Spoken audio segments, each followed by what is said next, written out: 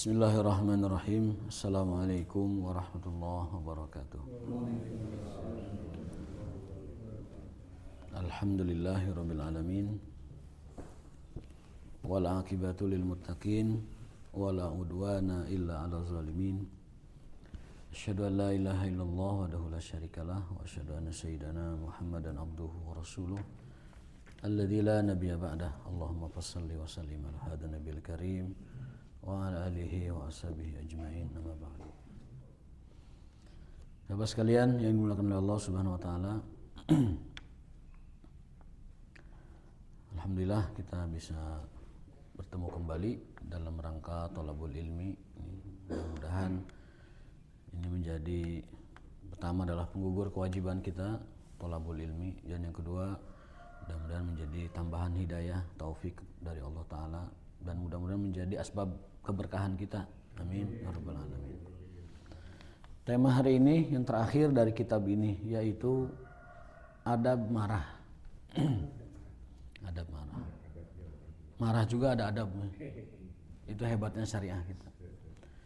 Jadi agama kita itu agama yang paripurna, yang memperhatikan manusia dari seluruh aspeknya. Kita tahu manusia itu kan tersusun dari 3 unsur ya. Akal, ruh, dan jasad. Akal, ruh, dan jasad. Kalau salah satunya itu bermasalah, maka bermasalah juga keagamaannya. Kalau jasad bermasalah ya bermasalah juga keagamaannya. Tidak bisa ibadah dengan baik, tidak bisa sholat dengan baik, tidak bisa puasa dengan baik kalau jasadnya bermasalah.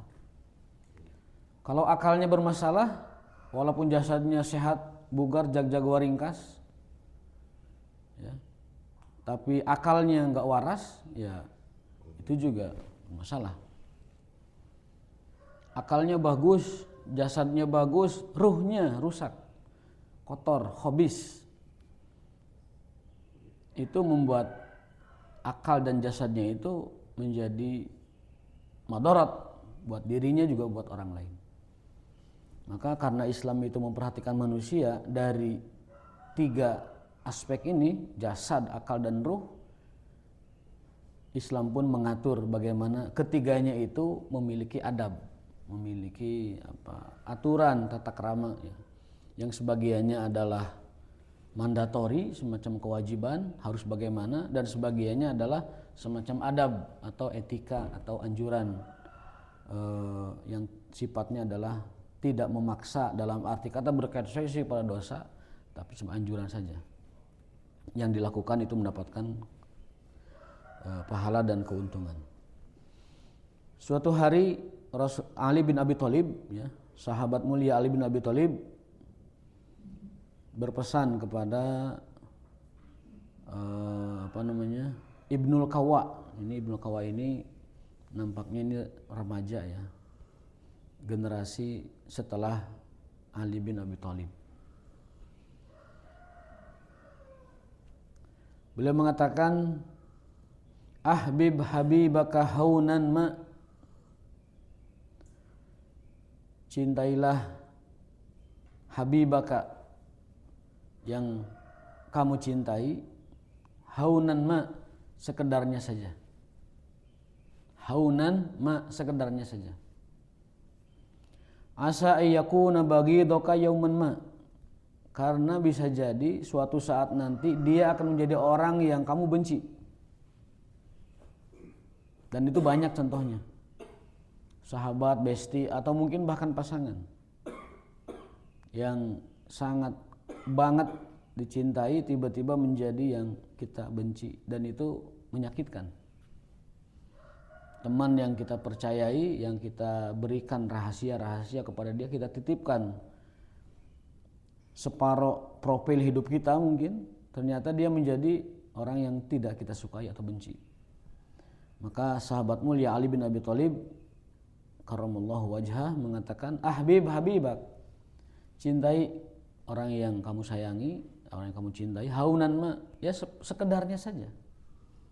Sekedarnya itu dalam arti sebatas manusia mencintai makhluk, mencintai manusia yang lain. asa ayakuna baghidaka yawman ma wa abghid baghidaka haunan ma, dan bencilah orang yang ingin kau benci haunan ma, juga sekedarnya saja. Asa ayakuna habibaka yauman ma, karena bisa jadi suatu saat nanti dia akan menjadi orang yang kamu cintai. Jadi bahasa Sunda nama mun keheul ulah kaleulewihan, mun nyaah ulah kaleulewihan. Jangan terlalu berlebihan, baik dalam suka maupun dalam benci. Karena jika terjadi kebalikannya itu sakitnya lebih. Jadi jangan terlalu mencintai sesuatu, karena jika kehilangan rasanya akan lebih sakit. Dan cinta mutlak, cinta totalitas kita itu hanya kepada Allah dan Rasulnya. Karena keduanya tidak akan pernah mengecewakan kita. Dalam surat Al-Furqan dijelaskan tentang orang-orang yang nanti akan menggigit jari mereka di akhirat saking menyesalnya. Telah mencintai, telah menuruti seseorang yang justru membawanya kepada keburukan. Dalam surat Al-Furqan ayat 30 kalau tidak salah, a'udzubillahi minasyaitonirrajim, yauma ya'adu zalimu ala yadayhi yaqulu ya rabbi takhadtu ma'ar rasuli sabila laitani lam attakhid fulanan khalila laqad adallani anin dzikri ba'da ija'ani wa kana syaitanu lil insani khazula. Ingatlah suatu hari di mana manusia itu gigit jari. Gigit tangan dalam Quran sebenarnya. Kalau orang gigit tangan itu apa maknanya? Kaduhung, ngegel curug, ngegel leungeun. Itu saking kaduhungnya. Menyesal. Kenapa? Lam attakhiz fulanan khalila. Karena aku telah menjadikan fulan dan fulan sebagai kecintaan, sebagai panutan, sebagai idola mungkin.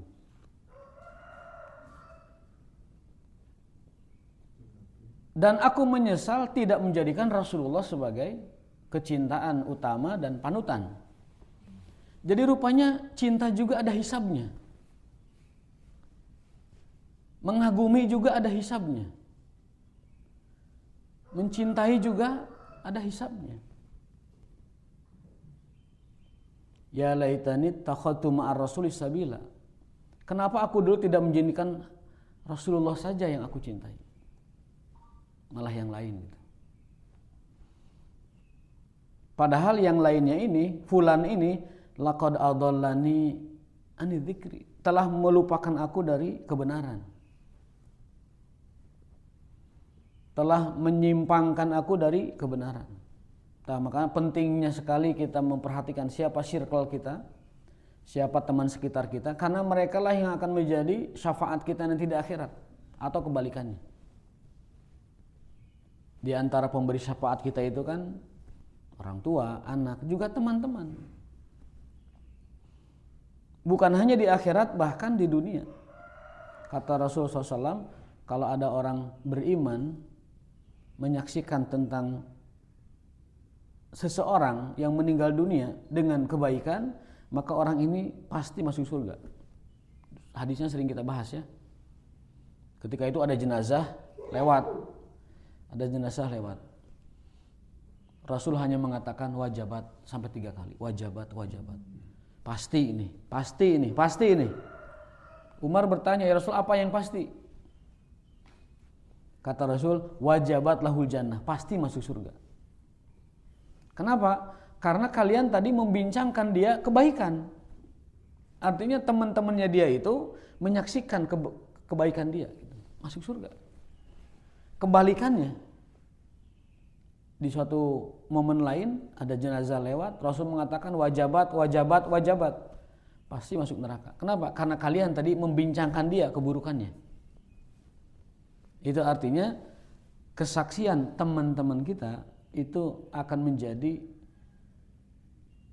bukti hukum di hadapan Allah Subhanahu wa taala.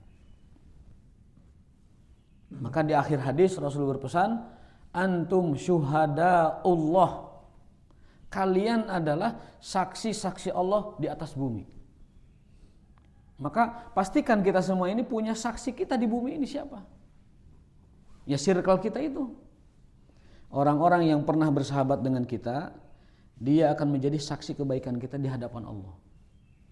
Dan kita adalah saksi satu sama lain antar kita di hadapan Allah Subhanahu wa taala. Makanya ada cerita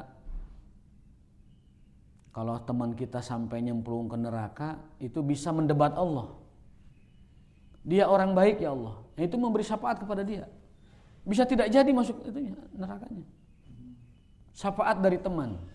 Tapi kalau temannya baragajul hungkul, gimana memberi syafaat? Temannya bukan circle kebaikan, ya gimana memberi syafaat? Dia juga ripuh dengan dirinya. Maka kita adalah saksi antar kita di hadapan Allah Subhanahu wa taala. Di ayat tersebut surat Al-Furqan, Allah mengisahkan ada orang gigit jari, kaduhung, menyesal sekali karena dulu tidak menjadikan Rasul sebagai kecintaan. Dan kebalikannya menjadikan selain Rasulullah adalah kecintaannya. Dan itu telah menyesatkannya dan menyimpangnya dari kebenaran. Di akhir ayat itu, wa kana syaiton lil insani khazula, dan setan itu adalah selalu mengecewakan bagi manusia. Setan itu selalu mengecewakan bagi manusia. Gimana tuh? Orang akan menyesal ketika tidak menjadikan Rasul sebagai kecintaannya. Kecintaannya, sebagai yang dicintainya. Ada hadis lain di kitab ini, hadis sahih Bukhari ya. Abu Dzar Al-Ghifari bertanya kepada Rasul tentang kiamat. Ya Rasulullah, mata sa'ah, kapan kiamat? Kata Rasul, madza a'dadta laha, apa yang kau telah persiapkan untuk kiamat itu, sampai bertanya-tanya begitu. Kata Abu Dzar, laisa li amalun kabir. Aku tidak punya amal ibadah yang besar. Aku enggak ada apa-apa gitu, enggak punya apa-apa. Ibadahnya sederhana saja. Walakinni uhibbullah wa rasulah, tapi aku mencintai Allah dan Rasulullah. Jadi tidak punya modal ibadah yang banyak, tapi punya rasa cinta yang tinggi kepada Rasulullah SAW. Maka beliau mengatakan, Al-mar'u ma'aman ahabba, atau anta ma'aman ahabba. Kamu akan bersama dengan orang yang kamu cintai. Sejak saat itu para sahabat bergembira. Ibnu Abbas mengatakan, kami tidak pernah sebahagia ini kecuali setelah mendengar bahwa seseorang akan bersama orang yang dicintainya. Jadi maksudnya setelah hidayah Islam, tidak ada yang paling kami gembira kecuali telah mendengar hadis Nabi bahwa seseorang akan bersama orang yang dicintainya. Nah, jadi jangan sampai kita tidak kebagian keberkahan ini. Keberkahan mencintai secara totalitas kepada Rasulullah SAW. Dan ciri paling utama mencintai Rasulullah SAW adalah satu, bersolawat kepadanya sebanyak-banyaknya. Yang kedua adalah ittiba kepada ajarannya. Bukti paling nyata bahwa kita cinta Rasulullah adalah bersolawat kepadanya. Dan yang kedua adalah ittiba atau mengikuti ajarannya. Dalilnya adalah bahwasanya barang siapa yang mencintai sesuatu akan memperbanyak menyebut namanya. Man ahabba syai'an aksara min dzikrihi. Barang siapa yang mencintai sesuatu, dia akan menyebut-nyebutnya terus. Dulu mungkin waktu kita SMP ada cinta monyet ya. Itu kabogoh urang teh ditulisan we di mana-mana teh. Dedi dan Ratna misalkan. Dedi dan di papan tulis di bawah ditulisan we pakai lope gitu tah. Ahmad, Lope, Wati, terus disebut, ditulis. Kalau ada teman kita nyebut senang, selalu gitu, nama itu selalu diucapkan. Bahkan mungkin di bawah tidur, di bawah mimpi nama itu. Itu tanda nomor satu bahwa mencintai itu adalah menyebut namanya. Kalau kita cinta kepada Allah juga sama, sering menyebut namanya. Allah, Allah dan Allah, selalu Allah.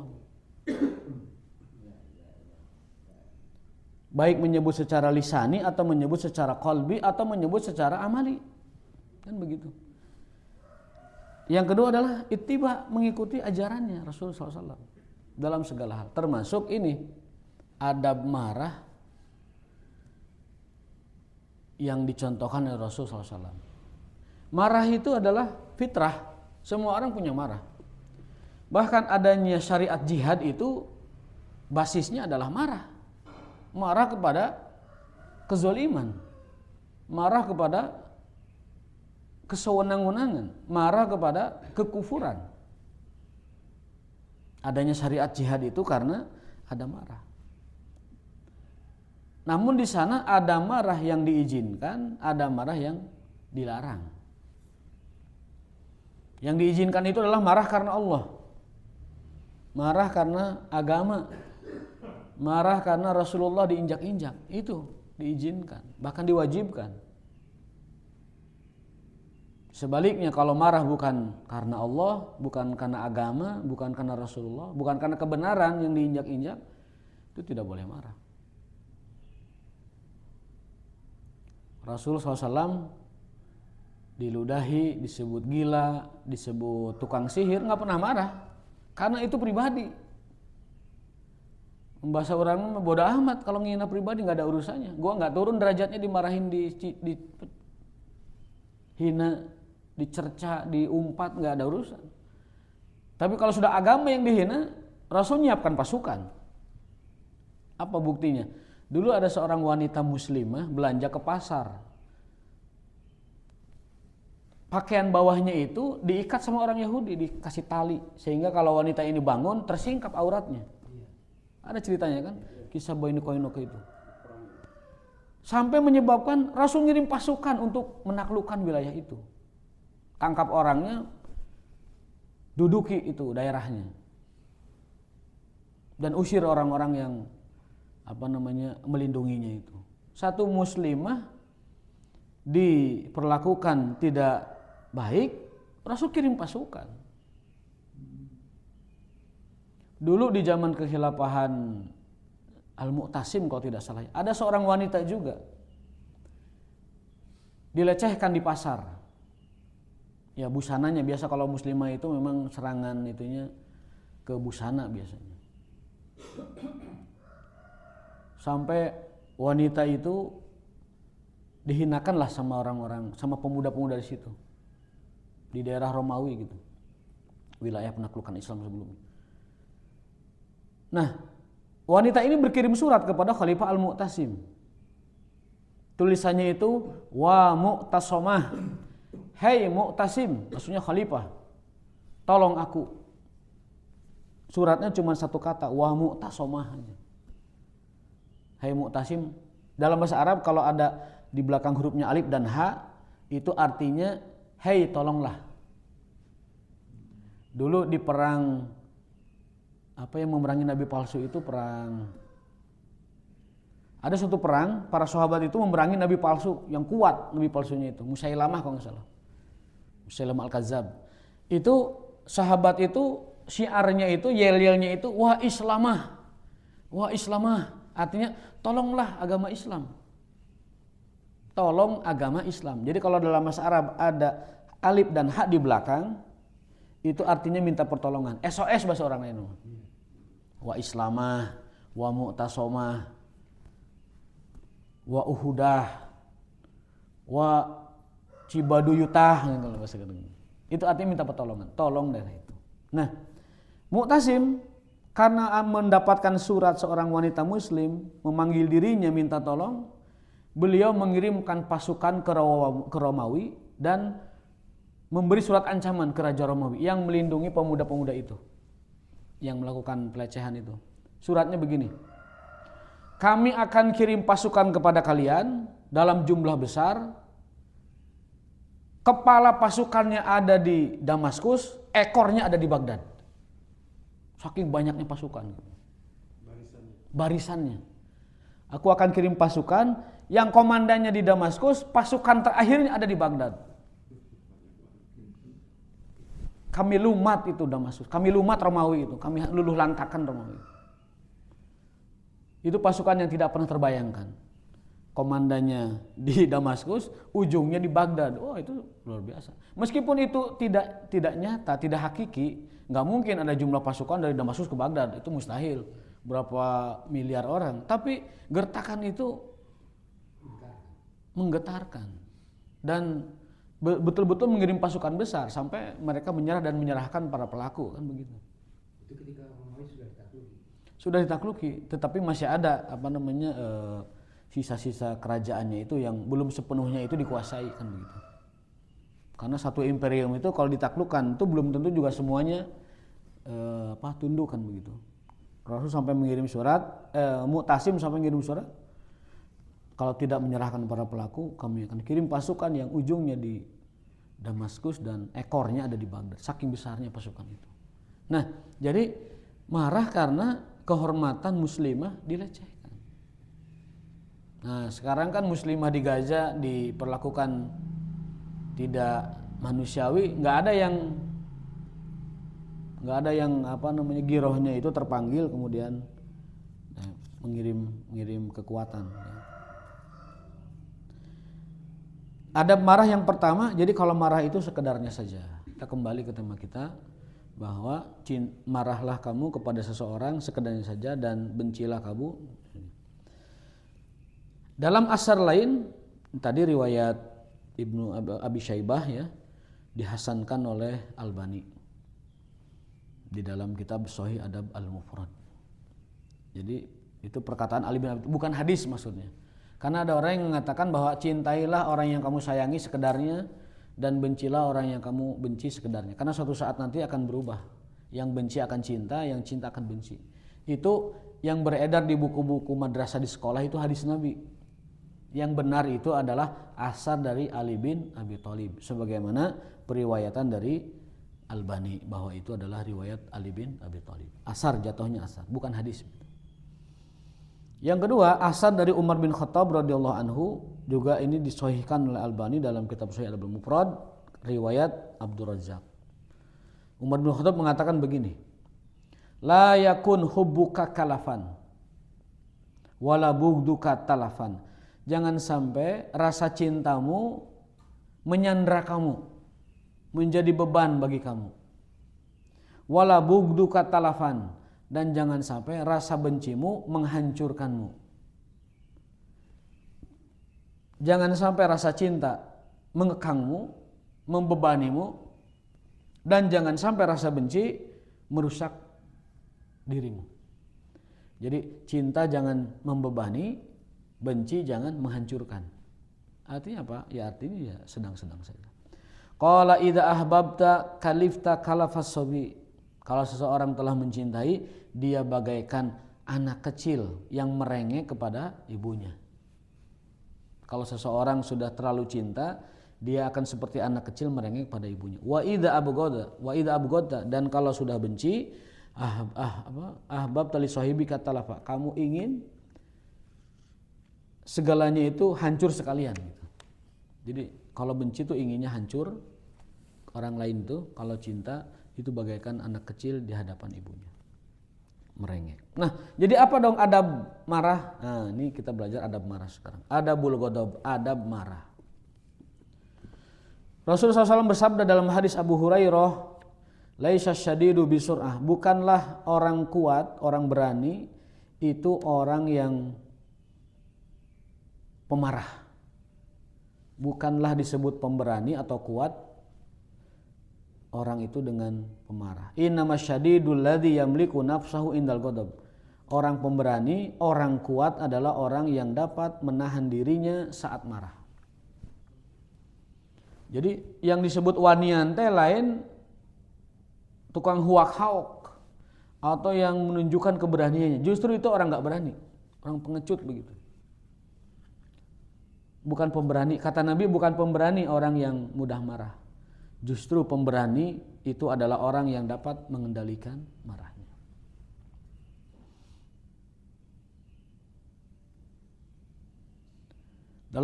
Dalam asar lain Umar bin Khattab mengatakan tidak ada sesuatu yang besar di hadapan Allah pahalanya melebihi pahala menahan marah semata-mata karena Allah Subhanahu wa taala. Apa dalilnya? Dalilnya adalah surat Ali Imran ayat 36. Ketika Allah 136 ya. Ketika Allah menceritakan sifat orang bertakwa, ciri orang bertakwa adalah menahan marah. Wal kaziminal ghaiz, menahan marah. Sifat dan ciri orang bertakwa yang paling nyata dalam kehidupan sehari-hari adalah menahan marah. Marah pada siapapun ya. Marah pada pasangan, marah kepada teman, marah kepada bawahan, marah kepada segala sesuatu. Dia tahan marahnya. Sebenarnya bisa dia luapkan tetapi dia tahan. Nah, orang seperti itu kata Umar bin Khattab, a'dhamu indallahi ajran. Orang yang akan mendapatkan pahala di sisi Allah yang sangat besar. Karena apa? Di situ ada pahala sabar, di situ ada pahala menahan marah, di situ ada pahala ikhlas dan lain sebagainya. Jadi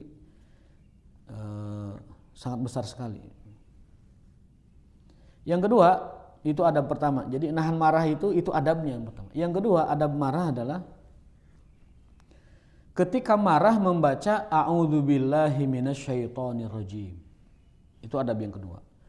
Berdasarkan hadis Nabi SAW dari riwayat Sulaiman bin Surad. Istabar rajulani indan Nabi SAW. Ada dua orang sahabat bertengkar di hadapan Nabi. Ada dua orang sahabat ya, bertengkar di hadapan Nabi. Adu mulut, mun bahasa kuningan nama teh papadon. Bertengkar, papadon ya gitu.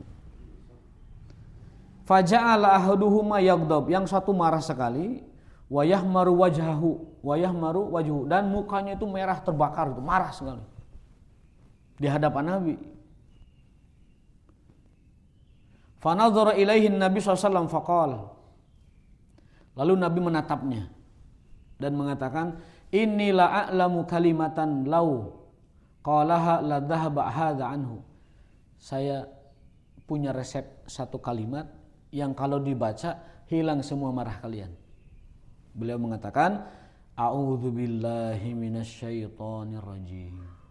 Jadi bacaan untuk mereda kemarahan adalah a'udzubillahi minasyaitonirrajim. Bukan istighfar.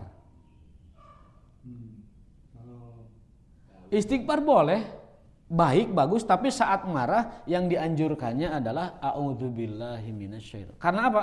Karena api setan sedang menyala.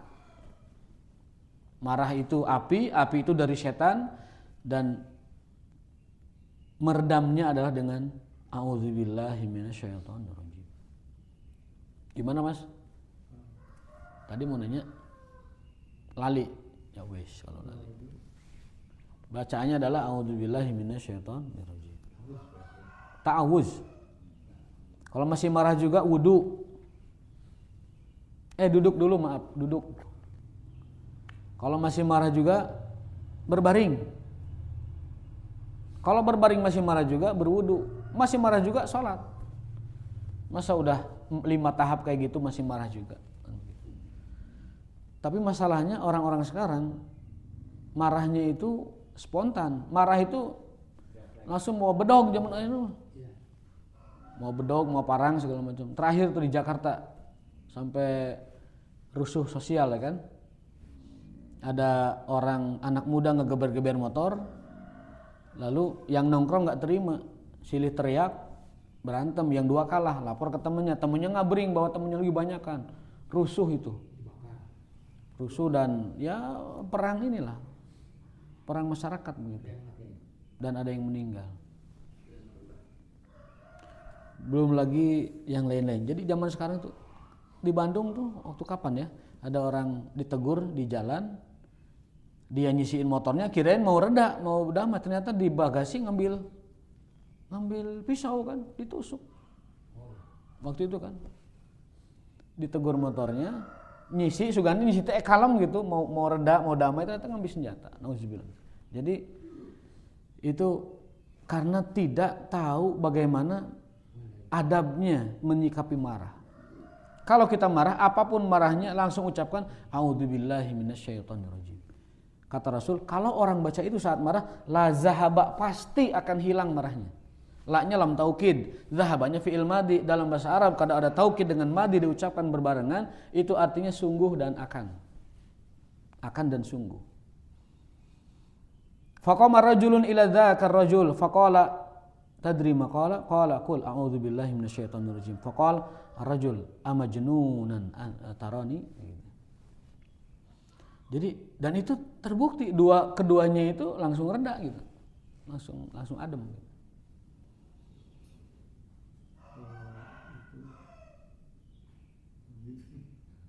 Ya. Kalau ada ayat yang mengatakan Bismillah. agar aku berlindung kepadamu seperti itu dari setan yang mendekati aku. Ya, sama itu kan ta'awuz juga. Di hadis berikutnya itu ta'awaz billah itu. Kalau hadis pertama diajarkan ta'awuznya langsung, a'udzubillahi minasyaitonirrajim. Di hadis yang kedua itu ta'awuznya dibuat umum. Jadi apapun yang bentuknya itu ta'awuz dipersilahkan. Ini hadisnya. Faqala Nabi SAW, ini riwayat kedua, hadis kedua. Inilah a'lamu kalimatan law qalaha la dhahaba anhu ma yajidu. Faqalu lahu inna Nabi SAW qala ta'awwadz billah. Bacalah ta'awuz, berlindunglah kepada Allah dari apa? Minasyaitonirrajim, dari kejahatan setan yang terkutuk. Ya. Ya, boleh, tidak salah. Itu kalimat thayyibah juga. Tapi kalau mengikuti anjuran, a'udzubillahi minasyaitonirrajim. Qala wa hal bi min junun, gitu kan. Karena apa namanya? Ya itu tadi, marah itu dari setan dan akan menyebabkan madarat bagi yang marahnya juga, bagi yang dimarahinya juga, karena itu dari setan. Bahkan bisa menyebabkan kegilaan. Orang kalau marahnya itu super marah, super emosi, bisa gila itu. Ngejepret. Saking tingginya emosi seseorang. Di dalam hadis lain Rasulullah bersabda la taghdab falakal jannah. Ini hadis pendek, mohon dihafalkan. Cuma 2 kata, la taghdab falakal jannah. Nabi menyebutnya 3 kali. La taghdab falakal jannah, la taghdab falakal jannah, la taghdab falakal jannah. Jangan marah, kamu pasti dapat surga. Jangan marah, dapat surga. Jangan marah, kamu dapat surga. La taghdab, janganlah kamu marah, falakal jannah, kamu akan dapat surga. Itu beberapa hadis yang berkenaan dengan marah. Ya, mudah-mudahan Allah Ta'ala memberikan kita kesabaran, kekuatan untuk menahan amarah kita, menahan emosi kita, karena semua berawal dari marah. Ya. Kerusakan yang terjadi, pertengkaran yang terjadi, bahkan mungkin di rumah tangga perceraian yang terjadi itu rata-rata ya penyebabnya itu marah. Marah yang tidak dikendalikan. Kalau marahnya karena tidak ditegakkan hukum Allah, ya. Dalam Islam kan konsep perceraian itu jika tidak menegakkan hukum Allah, alla yuqima hududallah. Jadi tidak ada konsep dalam Islam itu bercerai gara-gara masalah ini kurang menunaikan haknya, ini kurang menunaikan kewajibannya dan segala macam. Itu mah bisa dibicarakan, bisa dikompromikan. Tetapi kalau sudah berbicara tentang tidak dapat menegakkan hukum Allah, alla yuqima hududallah, nah di situ baru jalan ke arah sana itu dimungkinkan. Tapi sekarang kadang-kadang hal sepele, hal yang tidak prinsip itu menjadikan orang bercerai. Wal'iyazubillah. Mudah-mudahan Allah menjaga kita dari sifat marah dan apapun yang membawa kita kepada marah. Tunjukkan keberanian dan kesatriaan kita dengan cara menahan amarah kita, menahan emosi kita. Amin ya rabbal alamin. Hadanallahu yakum ajmain wa barakallahu fikum. Suaranya sudah serak nih. Terima kasih dan kita tutup dengan kifaratul majlis. Subhanakallahumma wa bihamdika asyhadu an la ilaha illa anta astaghfiruka wa atubu ilaik. Assalamualaikum warahmatullahi wabarakatuh.